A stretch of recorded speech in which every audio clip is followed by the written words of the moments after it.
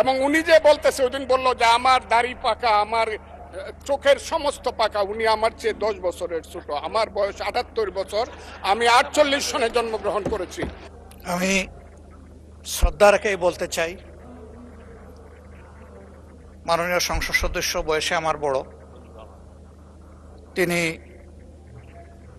মুক্তিযুদ্ধে তার অবদান সবকিছুই বলেছেন, কিন্তু নিজের অবদান বলতে গিয়ে আরেকজনের অবদানের উপরে হাতুড়ি পিটানোর অধিকার কাউকে দেওয়া হয়।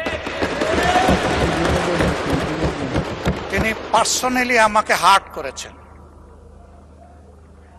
তিনি বলেছেন যে আমি বলে থাকি আমি শহীদ মুক্তিযোদ্ধা পরিবারের সদস্য, তাহলে ইনি এটাকে চ্যালেঞ্জ করছেন।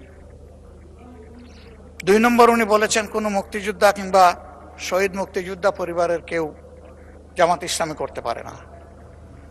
তাহলে উনাকে জিজ্ঞেস করে করা লাগবে? এটি আমার নাগরিক অধিকার। আমি কোন দল করব, কোন আদর্শ আমি অনুসরণ করব, এর উপর হস্তক্ষেপ করার ন্যূনতম কোনো অধিকার রাষ্ট্র কিংবা সংবিধান কাউকে দেয়নি। আমি এটার তীব্র নিন্দা জানাই।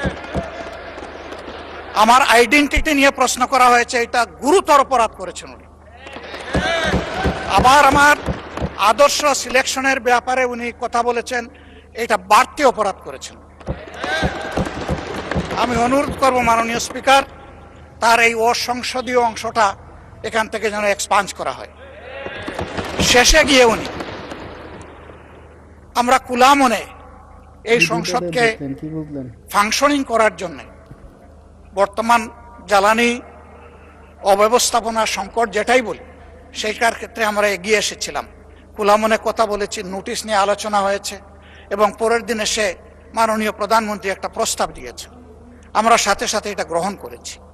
তিনি এইটাকে শেষ পর্যন্ত কনক্লুশন টানলেন কি দিয়ে?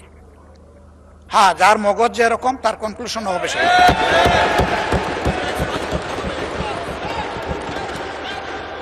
তার মতো একজন প্রবীণ ব্যক্তির কাছ থেকে, রাজনীতিবিদদের কাছ থেকে আমি এই ধরনের আচরণ আশা করিনি। আমরা এখানে প্রথম দিনই বলেছি ভালো কিছু শিখতে এসেছি। কাউকে হিট করা, গালি দেওয়া, এর মাধ্যমে বড় কিছু অর্জন করা যাবে না।